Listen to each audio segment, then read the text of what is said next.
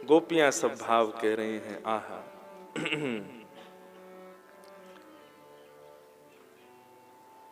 गोपियां कह रही हैं कि कृष्णं निरीक्ष्य वितनोत्सवरूपशीलम् श्रुत्वा च तत्पणितवेणुविचित्रगीतम् दिव्यो विमानगतयः स्मरनुन्नसारा भ्रस्यत्प्रसूनकवरा मुहुर्मुहुर्विनिभ्य।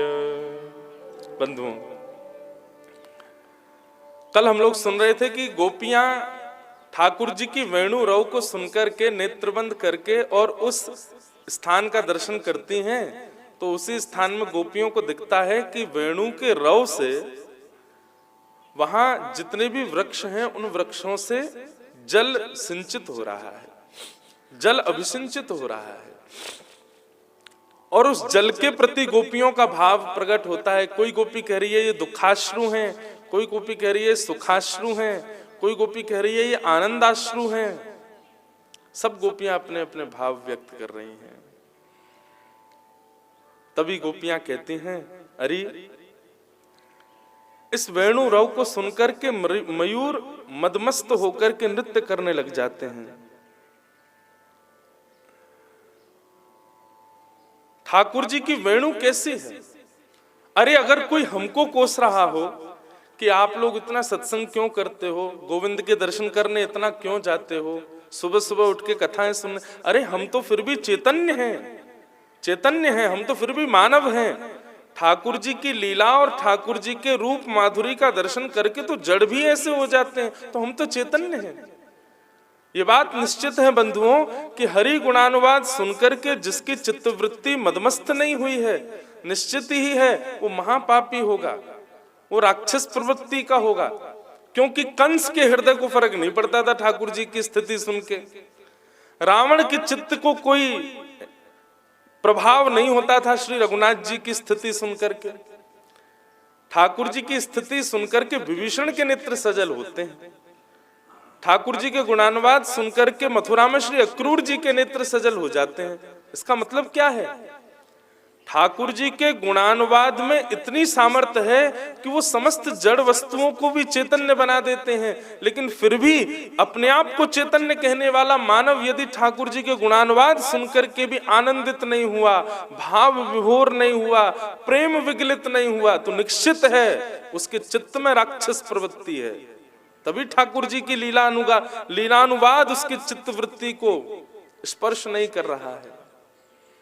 गोपियां कहती हैं ये वेणु रव सुनकर के हम गोपियों की स्थिति क्या, अरे देखो तो सही, मयूर नृत्य कर रहा है, उस मयूर के भी रोए खड़े हो रहे हैं। ये वेणु रव सुनकर के मंद बुद्धि वाली हिरनियां जो वन में विचरण कर रही हैं, देखो क्या रव कर रहे हैं मयूर। बोले हाँ मैं ही नृत्य कर रहा हूं। गोपियां कहती हैं ठाकुर जी के वेणु रव को सुनकर के ये मंद बुद्धि वाली हिरनियां भी, इतनी बुद्धि इनके पास है कि अपने कृष्णसार पति के पास जाती हैं और उससे इशारा करके कहती हैं कि श्याम सुंदर बंशी बजा रहे हैं, मेरे संग चलो ना। मतलब अकेली नहीं जा रही हैं, गोपियां कह रही हैं, गोपियां ये हिरनियां अकेली नहीं जाइए, अपने पति कृष्णसार मृग को साथ लेकर के नंदन के पास जा रही हैं। कृष्णसार मृग, इसके टीकाकार वर्णन करते हैं, पति मतलब जिससे हम अत्यंत प्रीति करते हैं, वो हर स्थिति, वो हर वस्तु हमारी पति है। जो भी हमको बहुत प्रिय है वो सब हमारे पति हैं। पति मतलब सदा प्रीति निभाने वाले। तो यहां पर गोपियां कह रही हैं कि हम जिससे प्रेम करते हैं उसको छोड़ अकेली कृष्ण के पास हिरनियां नहीं जा रही हैं। जिससे प्रीति है, जिससे प्रेम है, जिसके संग सदा निवास है। भैया यहाँ बैठे हुए ऊपर मंच पे ये फोन नहीं चलाओ, कथा सुनो भाव से। जितने भी लोग वहां बैठे हैं, जितनी भी हिरनियां हैं, अपने अपने कृष्णसार पति को संग लेकर के जा रहे हैं। मतलब स्वयं तो नतमस्तक हैं ही ठाकुर जी के चरणों में, पर अपनी प्रिय वस्तु को भी संग लेकर के आ रही हैं। गोपियां कहती हैं हमसे ज्यादा श्रेष्ठ तो ये हिरणियां हैं, कम से कम अपने पतियों को तो संग लेकर के जा रही हैं। ऐसा ही सत्संगी का स्वरूप होना चाहिए। आपको जो प्रिय है, चाहे वो वस्तु हो, चाहे वो भोजन की हो, चाहे वो ग्रहण की हो, चाहे वो पहनने की हो, कोई भी वस्तु हो, वो कृष्ण संबंधी जब तक ना हो तब तक उसको स्वीकार मत करो, उसको ग्रहण मत करो। बंधुओं, ये वैष्णव का नियम होना चाहिए। वो किसी भी वस्तु को अंगीकार स्वीकार करे तो सबसे पहले ये विचार करे कि ये कृष्ण संबंधी है कि नहीं। हम धोती क्यों पहनते हैं? वस्त्र पहनने की इतने सुंदर सुंदर ब्रांड आ गए हैं, इतने सुंदर सुंदर, आजकल कहीं से भी छिलछिला करके फटे हुए भी पहनो तो फैशन ही माना जाता है। तो फिर ये धोती ही क्यों? क्योंकि इस धोती से कहीं ना कहीं हम श्री कृष्ण के हैं, ये संबंध प्रतिपादित होता है। ये तिलक मस्तक पर क्यों? इतने सुंदर मेकअप की बढ़िया बढ़िया सामग्री हैं, बढ़िया सुंदर लोग अपनी हेयर स्टाइल बनवा करके और दुनिया भर के फैशन में रहते हैं, हम तिलक ही लगाए क्यों घूम रहे हैं? क्योंकि इससे कम से कम ये तो प्रतिपादित होता है कि कृष्ण का है। आपकी हर वो अवस्था व्यवस्था जिससे आपका कृष्ण संबंध झलकता हो, ये स्वभाव वैष्णव का होना चाहिए। गोपियां कहती हैं हमसे श्रेष्ठ तो ये हिरणियां हैं। तब एक गोपी कहती है अरे सुनो, ये हमसे श्रेष्ठ कैसे हो गई? दूसरी गोपी बोली क्यों नहीं है? बोले हम तो श्री कृष्ण को मक्खन भी अर्पित करते हैं, हम तो श्री कृष्ण को लड्डू भी अर्पित करते हैं, हम तो श्री कृष्ण को माला भी अर्पित करती हैं, ये हिरणियां क्या दे सकती हैं ठाकुर जी को? तब एक गोपी कहती है देख, वो हिरणियां ठाकुर जी के पास नहीं जा रही हैं। क्यों? बोले उनके मन में ये भाव है किंचित कि हम जानवर हैं। कहीं हम श्री कृष्ण के पास गए और वेणुराव करते हुए कन्हैया को कहीं हमको देख के भय नहीं लगे आवे, कहीं नेक्सो से लाला डर नहीं जाए, तो दूर से ही अपने आप को एक झाड़ी में छुपा करके समस्त हिरणियां वहां से निहार रही हैं। और गोपी तैने कही कि हम तो इतनी वस्तु दे में ये हिरणियां क्या देती हैं? बोले हिरणों के सबसे सुंदर होते हैं नेत्र, उनको मृग नयन। किसी के यदि सुंदर नेत्र होते हैं मानवों में भी तो उसको कहते हैं मृग नयन। हमारे ब्रज में श्री किशोरी जी के नेत्रों को उपमा दी जाती है, रसिया गाते हैं मृग नैनी को यार नवले रसिया मृग नैनी को। मृग नयन ये सबसे प्रिय सबसे सुंदर नेत्र हैं। तो एक गोपी कह रही है अरे सखी, तू कहवे कि तू कृष्ण को मक्खन देवे, कृष्ण को लड्डू देवे, कृष्ण को माला देवे। दुनिया में सबसे सुंदर नेत्र इन मृगों के पास हैं, और इन नेत्रंशों ये श्याम वर्ण श्री कृष्ण को दर्शन करके मानो अपने नेत्र कमल ही उनके श्री चरणों में अर्पित कर रहे हैं। या से बड़ी और भेंट कहाँ कृष्ण को दे सको? ये अपने नेत्र कमल से श्री कृष्ण को दर्शन कर रहे हैं। जिन नेत्रों से, जिन बुद्धि वाले मानव भी अपने नेत्रों से श्याम सुंदर को नहीं देख पाते, वो दर्शन ये हिरणियां कर रही हैं और अपने नेत्र कमल उनके चरणों में अर्पित कर रही हैं। चरणों में अर्पित करने का मतलब क्या है बंधुओं?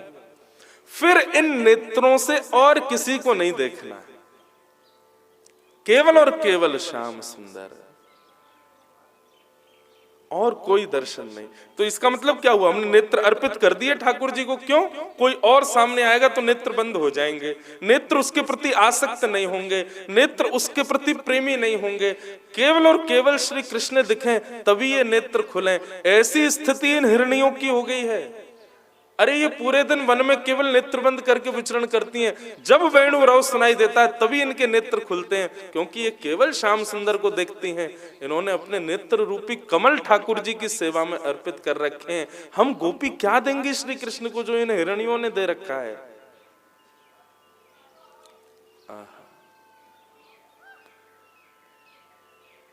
नयन भरे देखूं नंद कुमार, नयन भरे देखूं नंद। सब लोग दोहराओ।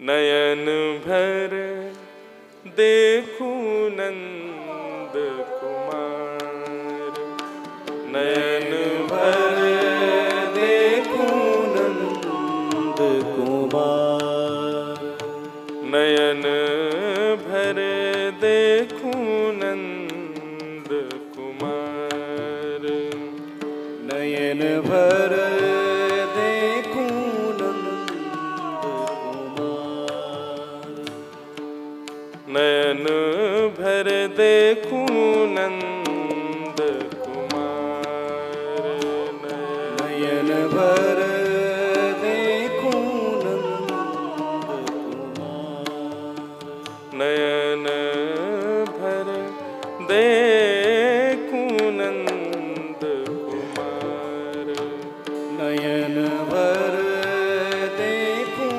नंद कुमार। जब जो पद गावे को मन होएगा वही नहीं खुल के आवे सामने।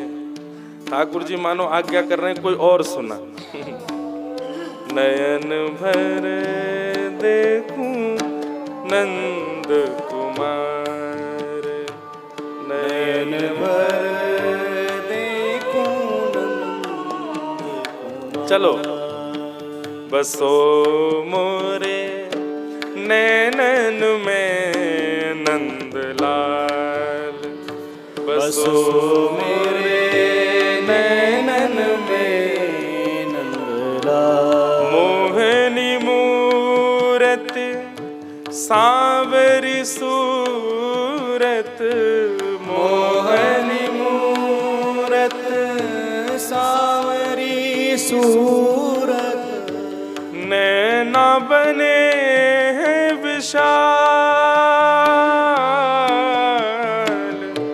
नैना बने विशाल, नयन भर देखूं नंद कुमार, नयन भर देखूं नंद कुमार, अधर सुधारस मुरली राजत, अधर सुधारस मुरली। देखो आप सब लोग सुबह सुबह आते हो, 4 बजे उठ करके स्नान ध्यान करके यहाँ पर आते हो। आज तो देखो किसी के ठाकुर जी भी सज धज के आए हैं।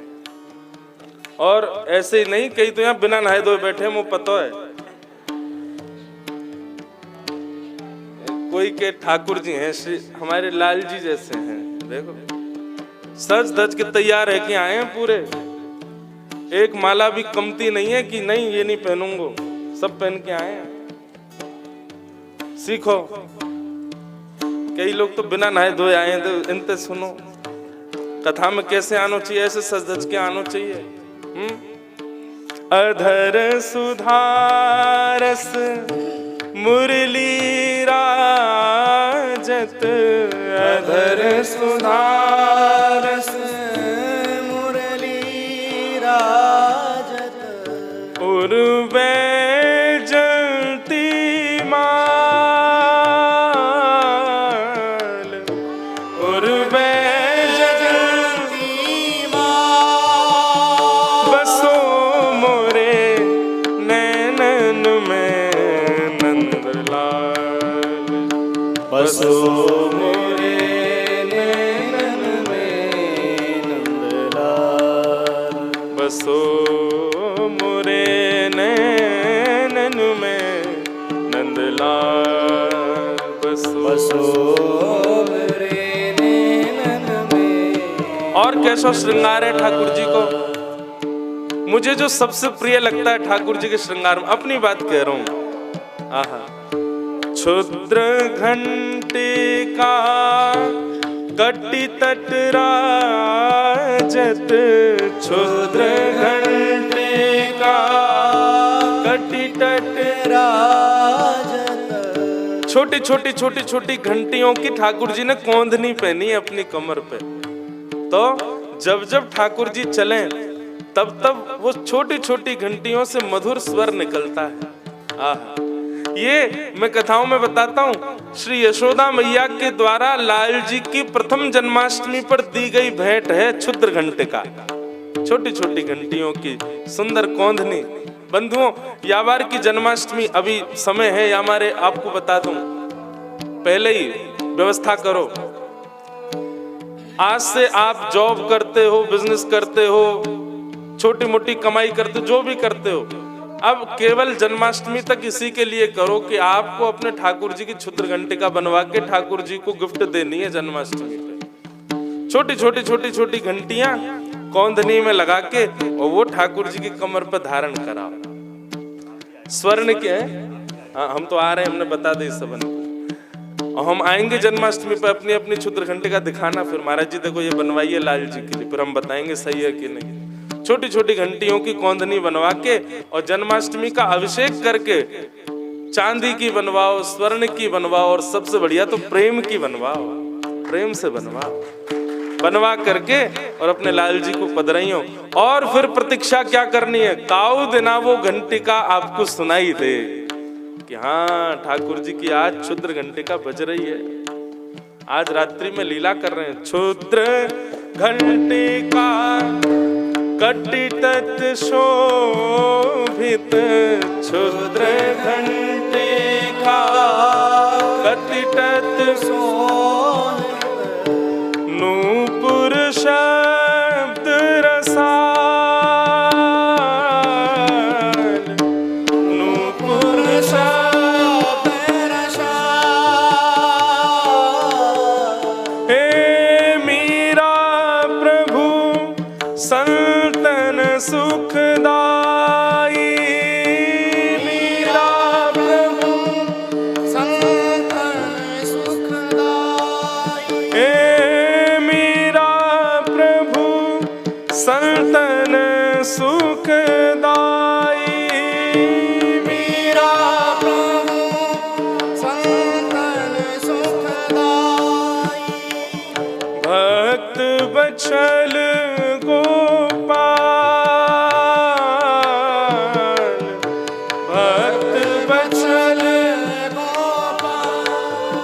बसो मोरे नैनन में नंदलाल, बसो मोरे नैनन में नंदलाल, बसो मोरे नैनन में नंदलाल, बसो मोरे नैनन में।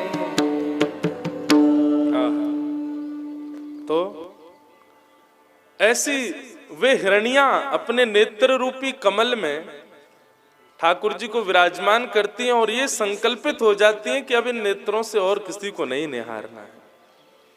स्वयं तो नेत्रों को अर्पित कर ही चुकी हैं, अपने कृष्णसार पतियों को भी लेकर के जाती हैं। हिरणी अपने पतियों के साथ ठाकुर जी का दर्शन करती हैं। हमें जो प्रिय है यदि उसका त्याग नहीं कर सकते तो वो प्रिय वस्तु भी ठाकुर जी की हो, ये विचारधारा चित्त में रखना ये वैष्णव का लक्षण है। और यदि वो हरिप्रिय नहीं बन पा रहा है तो उसका त्याग यही करना है। इस प्रकार गोपियां वर्णन करती हैं। तब गोपियां हिरणियों का वर्णन करते हुए आगे कहती हैं, अरे सखी इन हिरणीन की बातन को छोड़, कृष्णम निरीक्ष विनितोत्सव रूपशीलम श्रुत्वा च तत्कर्णित वेणु विचित्र गीतम, देव्यो विमान गतयः स्मरनुन्नसारा भ्रश्यत प्रसून कबरा मुमुः विनिव्य। गोपियां कहती हैं, इन हिरणियों की क्या बात करती हो, अरे इन वृक्षों की क्या बात करती हो, जरा नेत्र उठाकर के ऊपर तो देखो। हम मानवों की और जीवात्माओं की बात कर रहे हैं, परंतु यहाँ श्री कृष्ण के वेणु रव को सुनकर के आकाश में अनंत विमान खड़े हो गए हैं। बोले किसके विमान हैं? बोले देवी देवताओं के विमान हैं। और देखो तो सही, कृष्ण की वेणु की ध्वनि सुनकर के आकाश में जितने भी विमान खड़े हैं, उन विमानों में जितनी भी देवांगनाएं खड़ी हैं, जिनके सौंदर्य पर तीनों लोक वारी वारी जाते हैं, ऐसी देवांगनाएं भी श्री कृष्ण के मधुर वेणु का रव सुनकर के मूर्छा को प्राप्त हो रही हैं। ये सब भी मूर्छित होती जा रही हैं। जैसे इन युवतियों को श्री कृष्ण दिखते हैं, उनका स्वर सुनाई देता है, उनको मूर्छा जैसी होने लग जाती है। वे यह भी भूल जाती हैं कि वो एक देवनारी है। अरे ठाकुर जी के रूप को देख करके कोई मानव बावला हुआ हो, कोई जीव बावला हुआ हो, जड़ वस्तु चैतन्य हो गई हो। यहाँ तक कि नहीं, श्री कृष्ण का स्वरूप ऐसा है, श्री कृष्ण का वेणुरव ऐसा है कि देवी देवता भी आकाश में मूर्छा को चले जाते हैं। मूर्छा में जाने का मतलब क्या है? बेहोश हो जाते हैं? नहीं, मूर्छा में जाने का मतलब है जहां देह के अभिमान से परे हो जाए व्यक्ति। पैर धर कहीं रहा है पर जा कहीं रहा है, बोलना कुछ और चाह रहा है, निकल कुछ और रहा है, करने की क्रिया कुछ और है पर हो कुछ और जा रहा है। इसको मूर्छावस्था कहते हैं। बंधुओं, श्री गोविंद देव जी को दर्शन करके अभी भी हम सुध बुध में हैं, तो या को मतलब है अभी दर्शन भय नहीं है। एक अभी वृंदावन में कथा चल रही थी, तो वहां एक प्रसंग, एक भाव मन में आया। भगवान का वर्ण कैसा है? कृष्ण वर्ण। और जगह जगह ये बात प्रस्तुत की गई है कि कृष्ण का मतलब काला नहीं होता है। लेकिन आप गोविंद देव जी को देखो, आप राधा माधव जी को देखो, हमारे गिरधर लाल को देखो, राधा रमन जी को देखो, सब काले क्यों दिखते हैं? इसका मतलब क्या है? ठाकुर जी जब तक कारे दिख रहे हैं तब तक समझो अभी दर्शन हमको भय नहीं है। वो काले नहीं है, वो कृष्ण वर्ण के हैं। और कृष्ण वर्ण काला नहीं होता, सांवला नहीं होता, वो कुछ विचित्र है। वो ऐसा है कि एक बार यदि दिख गया तो उसी के प्रति आकर्षित रहोगे। जब तक श्री कृष्ण श्याम वर्ण के, काले वर्ण के ही दिख रहे हैं तब तक समझो हमको दर्शन नहीं हुए। जिस दिन ठाकुर जी के वर्ण में परिवर्तन दिखने लग जाए, जिस दिन गोविंद काले से कुछ और दिखने लग जाए, इस एक ऐसा आकर्षण उनके भीतर से आच्छादित हो कि नेत्र फिर किसी और को ना देख पाए, वो श्याम वर्ण नहीं होगा, वो काला वर्ण नहीं होगा, वो कृष्ण वर्ण होगा। वही असली रंग है ठाकुर जी का। बंधुओं, हम नाम जप, सेवा, साधना और भक्ति प्रणाली, भक्ति पथ का पालन केवल इसलिए कर रहे हैं कि श्री कृष्ण दिखें। नित्य गोविंद देव जी जाओ, नित्य दर्शन करो। आज भी काले दिखे हैं तो थोड़ा कोस लेना खुद को कि शायद हमारे भजन में कहीं कमी है। बंधु, एक बार की अपनी घटना बताऊं। श्रीनाथ जी हमारे नाथ द्वार में, उनका सबसे सुंदर दर्शन लगता है मुझे ग्रीष्म ऋतु में। वैसे सवरे ठाकुर ही गर्मी में बहुत बढ़िया लगे। क्यों? इनके वस्त्र कम है जाएं, नेक नेक कम वस्त्र। हमारे राधा रमन जी तो पूछो ही मत, नेक्सी जी कॉपीन पहने बस, और कुछ पहने ही ना है।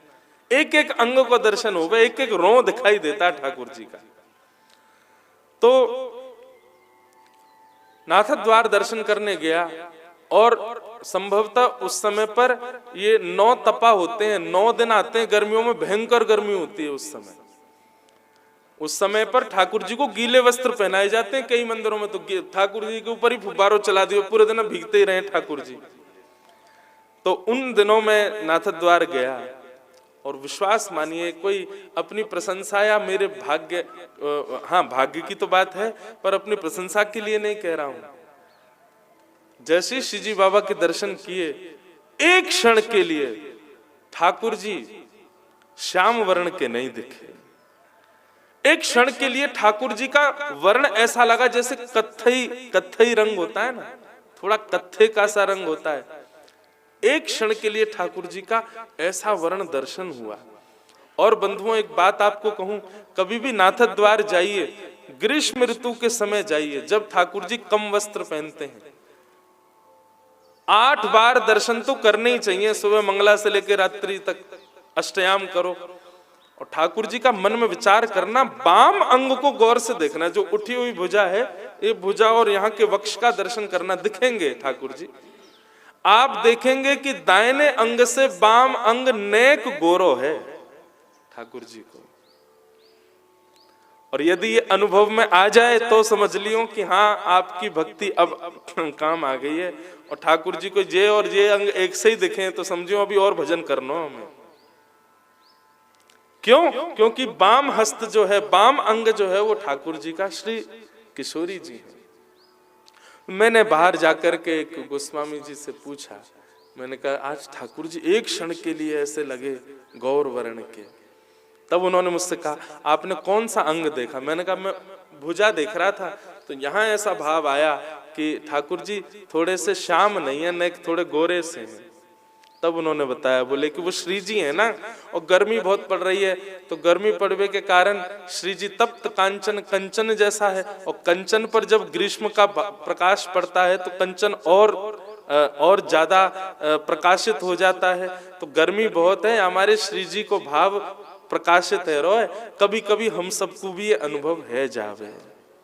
वादना मन में संतुष्ट भयो कि जय हो लाल जी, हमारो भजन तो इतना है ही ना है, हमारी सेवा तो इतनी है ही ना है, हम लोगन में इतनी तो सामर्थ्य है ही ना है कि आपके कृष्ण वर्ण को हम ना देखें, परंतु फिर भी आपने एक क्षण के लिए अनुभव कराया हो, मन में सुख मिलो। तो भैया मैं इस बात को कह रहा हूँ, मंच पे बैठ के, व्यासपीठ पे बैठ के कह रहा हूँ, आप लोग निश्चित मान लीजिएगा, जिस दिन गोविंद के रंग में आपको परिवर्तन दिखे, ये काले से नेक विलग दिखाई दे, तब समझियो कि आज हमारो भजन काम आयो है। ये है कृष्ण वर्ण, ये है कृष्ण रंग। ठाकुर जी काले नहीं, काले हमको इसलिए दिख रहे हैं क्योंकि अभी हमारे अंदर विषय की काली बहुत बड़ी भैया, या हमारे ठाकुर जी कारे दिख रहे हैं। ठाकुर जी कारे नहीं, कृष्ण वर्ण है। आहा, तो ठाकुर जी की स्थिति देख करके, ठाकुर जी के वेणु रव को सुनकर के देवताओं की ऐसी स्थिति हो जाती है, देवियों की ऐसी स्थिति हो जाती है। और गोपियां कहती हैं, जिनके स्वर को सुनकर के, जिनके सुंदर रूप को देख करके जड़ वस्तु, चैतन्य वस्तु, देव वस्तु सबकी ऐसी स्थिति हो जाती है, तो हम सामान्य गोपियों की क्यों नहीं होगी?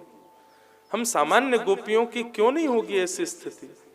अरे ये हिरणियों के पास इतने समीप ठाकुर जी नहीं जाते, देव कन्याओं के इतने समीप ठाकुर जी नहीं जाते, पर हम गोपियों के तो घर बिन बुलाए ठाकुर जी आ जाते हैं। तो हमारी ऐसी स्थिति हो जाए तो उस पर प्रश्न क्यों?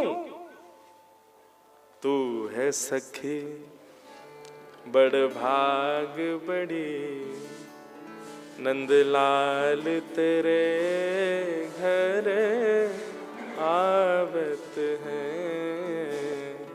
तू है सखी बड़ भाग, हम तो बड़ी बड़ भागी हैं, जे तो हमारे घर बिन बुलाए आ जामे। लाल तेरे घर आवत है। कितना सुंदर पद है श्री कुम्मनदास जी का।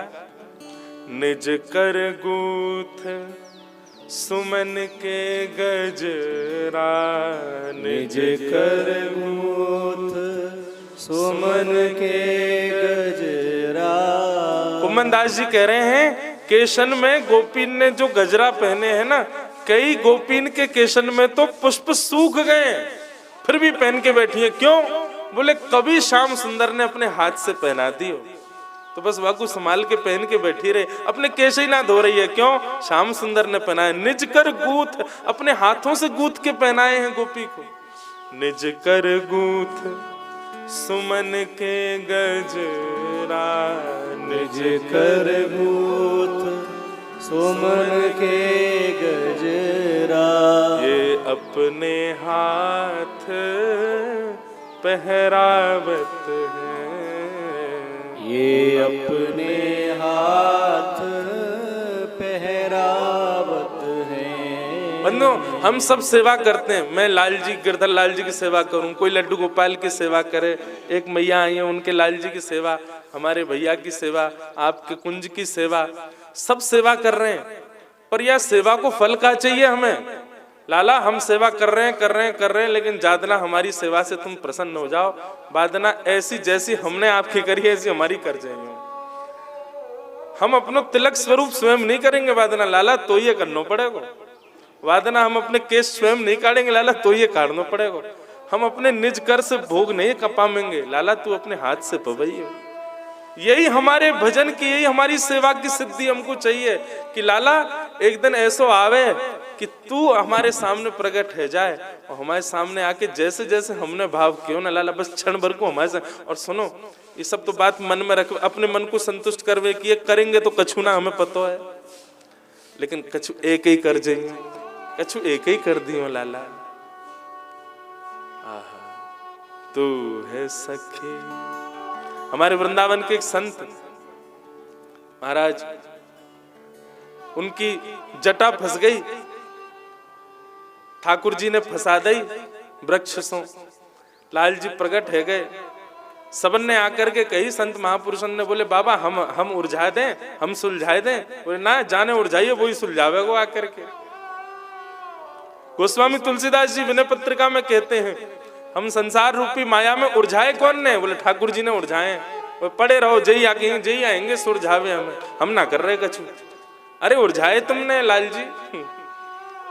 निज कर गूथ सुमन के गजरा, निज कर गूथ सुमन के गजरा, ये अपने हाथ पहरावत है, ये अपने हाथ पहरावत है।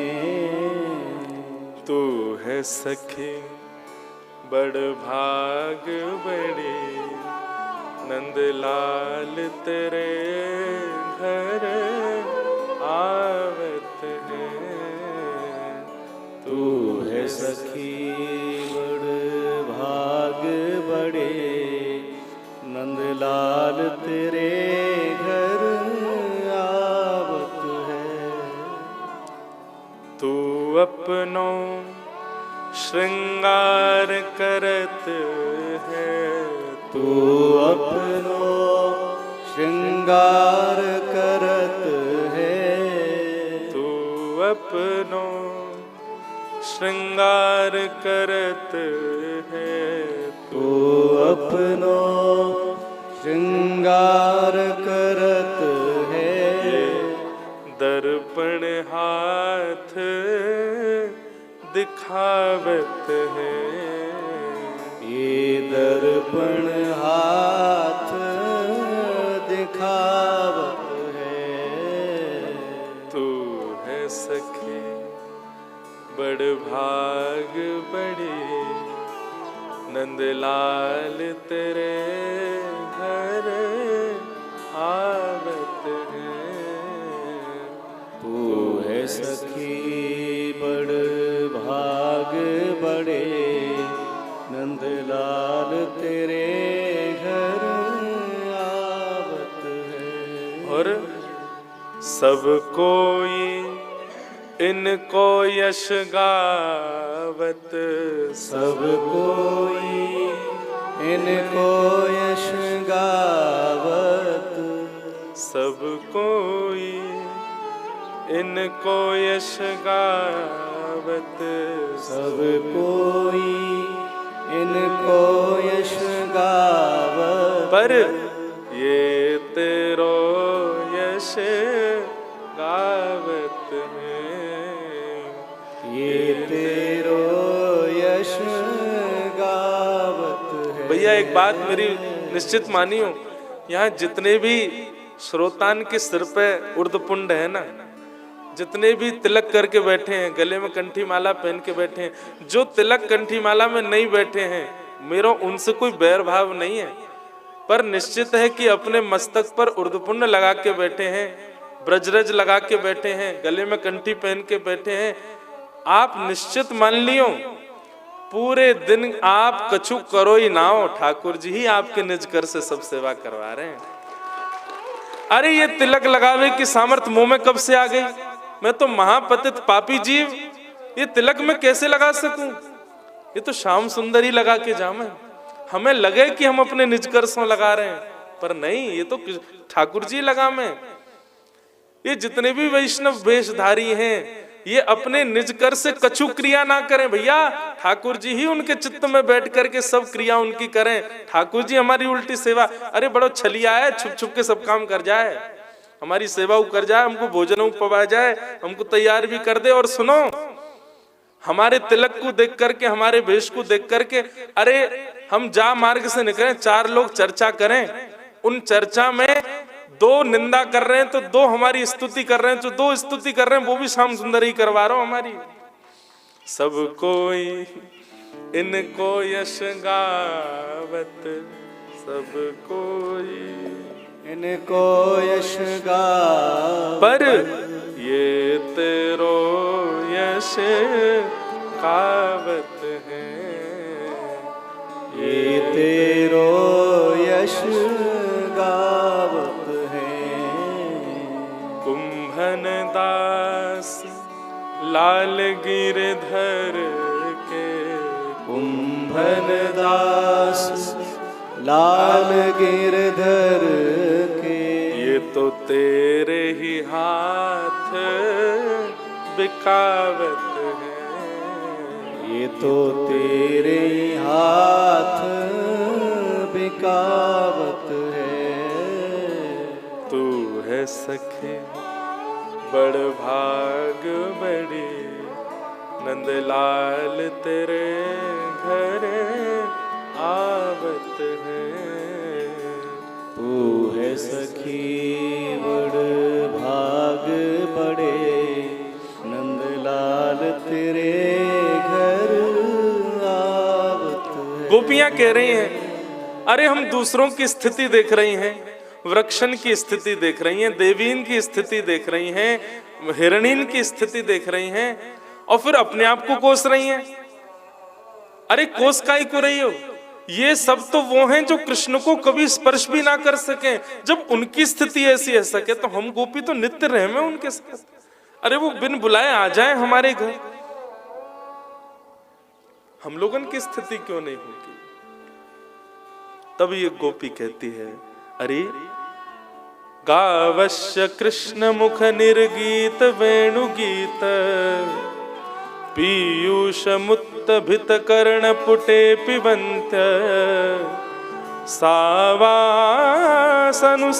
पय कवलास्मतस्थु, गोविंदमात्मनि दशा शुक्लास्पृशन्त्य। गोपियां कहती हैं, अरे हम लोगन की जैसी एक और गोपी है। बोले कौन? या ब्रजमंडल की गैया। जितनो सुख ठाकुर जी ब्रज की गोपी को दे में, उतनो ही सुख ठाकुर जी वा से अधिक सुख गैयान को दे में। गोपी कह रही हैं, ठाकुर जी जब वेणु रव करते हैं वन में जाकर के, तो जिन गैयान को वो चरावे ले गए हैं, हमको तो आश्चर्य है, वो चर कैसे ले में हैं? जा वंशी को सुनकर के जड़ चेतन की स्थिति विचलित है जाए, ये गैया चरके कैसे आ जा में? तब दूसरी गोपी कह रही, अरे दृष्टि डाल के देख तो सही, कहा स्थिति है रही है।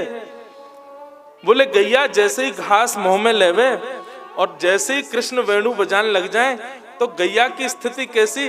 गैया के कान बिल्कुल स्तब्ध है जाएं और अपने नेत्रन को कटाक्ष करके जहां श्याम सुंदर बैठे हैं वहीं देखे, घास मुख में ही लगो भयो, चरणों ही भूल जाए गैया।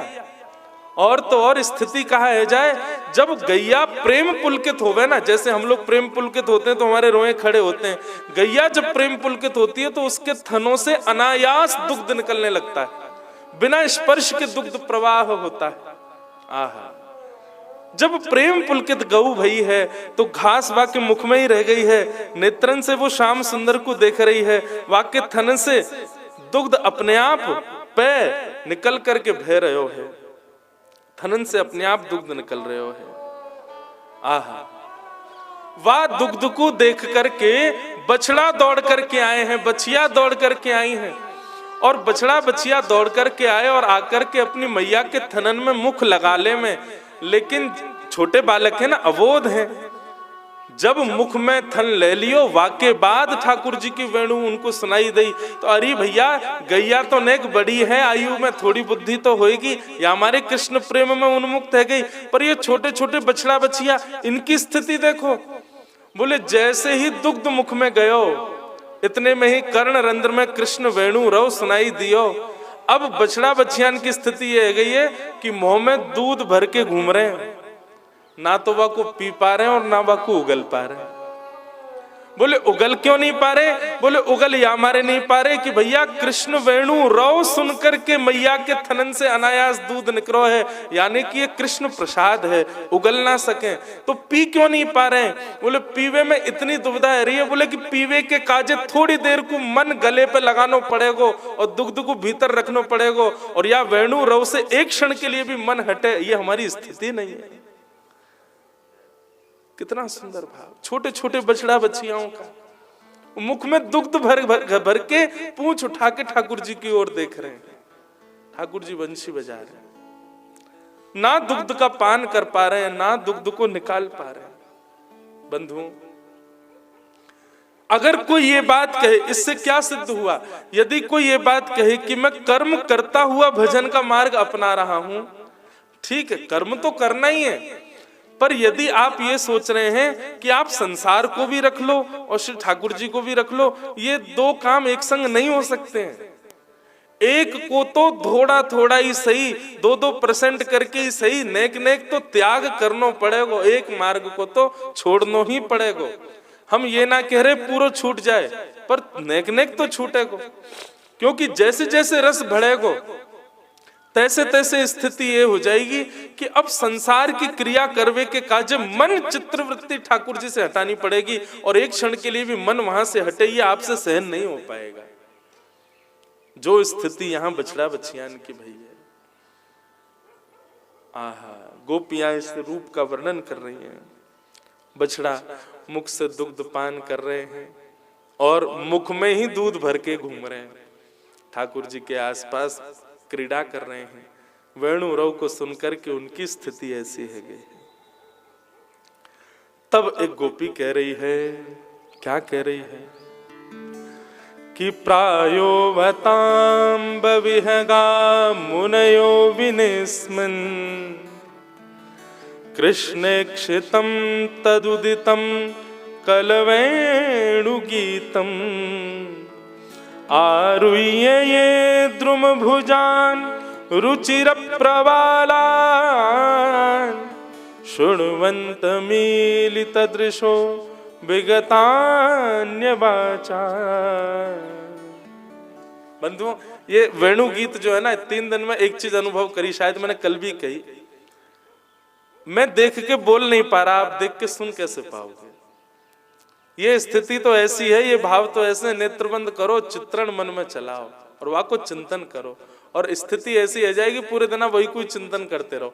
मैं तो अभी हमारे लोकेश भैया घर पे कोई मिल भी रहो, कोई बैठ भी रहो, आ जा भी रहे, तो भी वेणु गीत के ही भाव निकलते जा रहे हैं। अरे तुम्हें पता है गैयान की ऐसी स्थिति, बछड़ान की ऐसी स्थिति है, वृक्षन की ऐसी स्थिति, और फिर खुद को कोसे, हमारी तो कछु भी ना है।